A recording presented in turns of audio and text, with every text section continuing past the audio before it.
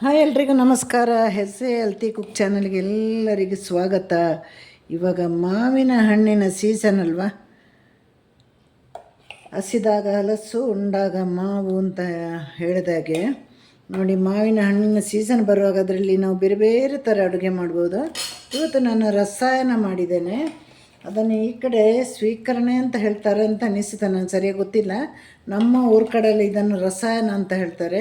ಇದು ನೀರು ದೋಸೆಗೂ ಮತ್ತು ರಸಮ್ ಅನ್ನ ಜೊತೆ, ಫ್ರೈ ಮೀನು ಅನ್ನ ಜೊತೆ ಎಲ್ಲ ಸೂಪರಾಗಿರ್ತದೆ. ಬೆಳಗಿನೆಲ್ಲ ತಿಂಡಿಗೆ ಇದನ್ನು ಈಸಿಯಾಗಿ ಮಾಡ್ಬೋದು. ಹಾಗೆ ನಾನು ಹೇಗೆ ಮಾಡೋದು ಅಂತ ನಿಮಗೆ ಹೇಳಿಕೊಡ್ತೇನೆ. ಒಂದೊಂದು ಮನೆಯಲ್ಲಿ ಒಂದೊಂದು ರೀತಿ ಅಡುಗೆ ಮಾಡ್ತಾರೆ, ಅವರದೇ ಸ್ಟೈಲಲ್ಲಿ. ಇದು ತುಂಬ ಚೆನ್ನಾಗಿ ಬಂದಿದೆ ನೋಡಿ. ಹಾಗೆ ನಾವು ನೋಡಿ ಬರುವ ಈಗ ಹೇಗೆ ಮಾಡೋದು ಅಂತ. ಇಲ್ಲಿ ಮಾವಿನ ಹಣ್ಣಿನ ರಸಾಯನಕ್ಕೆ ನಾನು ನೋಡಿ ನನ್ನಷ್ಟೇ ತೂಕದ ಮಾವಿನ ಹಣ್ಣನ್ನು ತಗೊಂಡಿದ್ದೇನೆ. ಇದೊಂಚೂರು ಹುಳಿ ಇದ್ದರೆ ಸ್ವಲ್ಪ ಬೆಲ್ಲ ಜಾಸ್ತಿ ಹಾಕಿ. ಸಾಮಾನ್ಯವಾಗಿ ಸಿಹಿ ಇರಬೇಕು, ಇದು ಸಿಹಿ ಇದ್ರೇ ಸೂಪರಾಗಿ ಬರೋದು. ಈ ಮಾವಿನ ಹಣ್ಣು ಸಿಹಿ ಇದೆ ನೋಡಿ, ಎಷ್ಟು ದೊಡ್ಡದಾಗಿದೆ ನೋಡಿ. ಇದನ್ನು ಇವಾಗ ನಾನು ಚಿಕ್ಕದಾಗಿ ಹೋಳಾಗಿ ಕತ್ತರಿಸ್ತೇನೆ.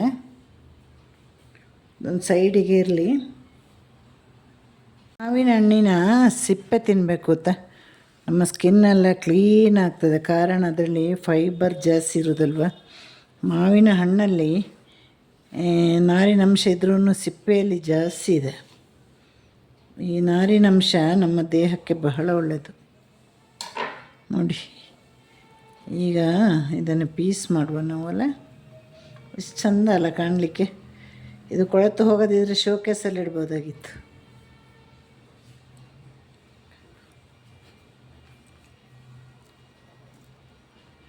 ನಾನು ಪೀಸ್ ಮಾಡಿ ಒಂದು ಬೌಲಿಗೆ ಹಾಕುವ. ಪೀಸಾಗಿ ಈಗ ತೆಗೆಯುವ.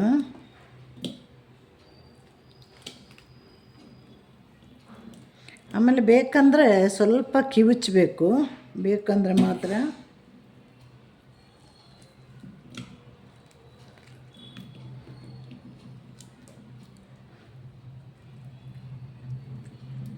ಇಷ್ಟು ಚಿಕ್ಕ ಪೀಸ್ ಮಾಡಿದ್ರೆ ಸಾಕು.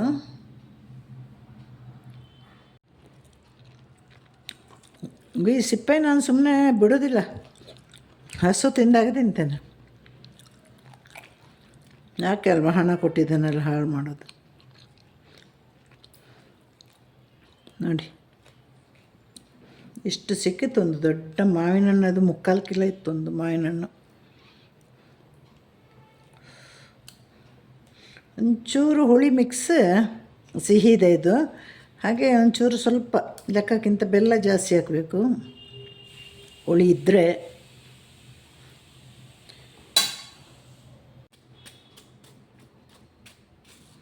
ನೋಡಿ ಮಾವಿನಕಾಯಿಯ ಗೊರಟ್ಟಿ ಅಲ್ಲ, ಸ್ವಲ್ಪ ಸ್ಮ್ಯಾಶ್ ಆಗಿರಬೇಕು, ಸ್ವಲ್ಪ ಪೀಸಾಗಿ ಕೂಡ ಇರಬೇಕು.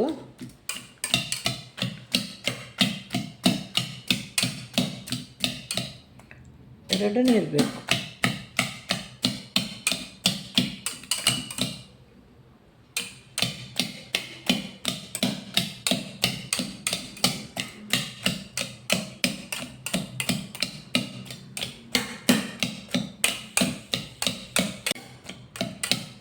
ನೋಡಿ ಇಷ್ಟು ಸಾಕು ನೋಡಿ. ಈಗ ಸ್ವಲ್ಪ ಸ್ಮ್ಯಾಶ್ ಆಗಿದೆ, ಚೂರು ಪೀಸ್ಗಳ ಥರನೂ ಇದೆ, ಆಗಿರಬೇಕು. ಇವಾಗ ಇದನ್ನು ಮುಚ್ಚಿಡುವಲ್ಲ, ಇದನ್ನು ಮುಚ್ಚಿಡುವೆ.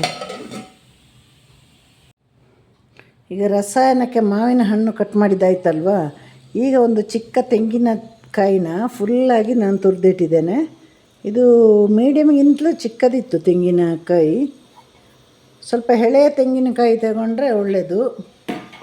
ಹಾಗೆ ನೋಡಿ, ಮಾವಿನ ಹಣ್ಣು ಸ್ವಲ್ಪ ಹುಳಿ ಇತ್ತಲ್ವ.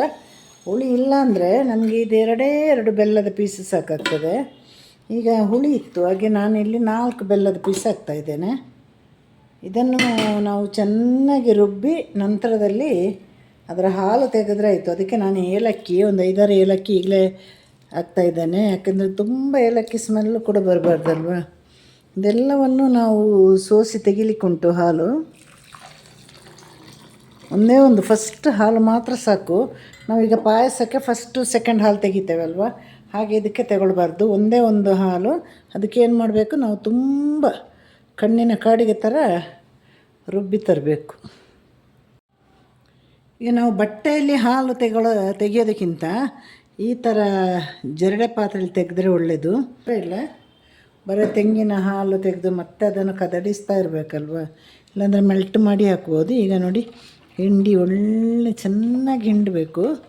ಅದಕ್ಕೆ ಹೇಳಿದ್ದು ನಾನು, ಸ್ವಲ್ಪ ಎಳೆ ತೆಂಗಿನಕಾಯಿ ನಾವು ತೆಗೆದಾಗ ನಮಗೆ ತುಂಬ ಹಾಲು ಸಿಗ್ತದೆ ಅದರಲ್ಲಿ. ನೋಡಿ ಇದರಲ್ಲಿ ಇನ್ನೂ ಎಷ್ಟಿದೆ ಗೊತ್ತಾ ಹಿಂಡಲಿಕ್ಕೆ. ಈಗ ಅದೇ ನಾನು ಚೆನ್ನಾಗಿ ಹಿಂಡ್ತೀನಿ. ನೋಡಿ ಇಷ್ಟೇ ವೇಸ್ಟ್ ಸಿಕ್ಕಿದ್ದು ನಮಗೆ. ನೋಡಿ ಅಷ್ಟು ಚೆನ್ನಾಗಿ ನಾನು ಹಿಂಡಿದ್ದೇನೆ. ಇದರಲ್ಲೂ ಕೂಡ ಬರ್ಫಿ ಎಲ್ಲ ಮಾಡುವವರಿದ್ದಾರೆ. ಈಗ ಇದನ್ನು ಇದಕ್ಕೆ ಹಾಕಿದರೆ ರಸಾಯನ ಆಯಿತು. ನಿಮಗೆ ಜಾಸ್ತಿ ಆಯಿತು ಅಂತ ಅನ್ನಿಸಿದರೆ ಫ್ರಿಜ್ಜಲ್ಲಿಟ್ಟು 1 ವಾರ ಎಲ್ಲ ತಿನ್ಬೋದು. ನೋಡಿ ರಸಾಯನ ರೆಡಿ ಆಯಿತು. ಅದನ್ನು ಈ ಕಡೆಯಲ್ಲೇ ಬೇರೆನೋ ಹೇಳ್ತಾರೆ ಗೊತ್ತೆ, ಸ್ವೀಕರಣೆ ಹಾಗೆಲ್ಲ ಹೇಳ್ತಾರೆ. ನಾವೆಲ್ಲ ನಮ್ಮೂರ ಕಡೆ ರಸಾಯನ ಅಂತ ಹೇಳೋದು. ಸೂಪರಾಗಿರುವ ರಸಾಯನ ರೆಡಿ. ಸಿಹಿ, ಒಂಚೂರು ಹುಳಿ, ಮಾವಿನ ಹಣ್ಣಿನ ಸಿಹಿ, ಏಲಕ್ಕಿದು ಪರಿಮಳ. ಎಲ್ಲರೂ ಮನೆಯಲ್ಲಿ ಹೀಗೆ ಮಾಡಿ ನೋಡಿ. ಆಮೇಲೆ ನನಗೆ ಕಮೆಂಟ್ ಮಾಡಿ, ಲೈಕ್ ಮಾಡಿ, ಶೇರ್ ಕೂಡ ಮಾಡಿ. ಹಾಗೆ ಎಲ್ರಿಗೂ ಟಾಟಾ ಬಾಯ್, ಸಿ ಯು, ಟೇಕ್ ಕೇರ್.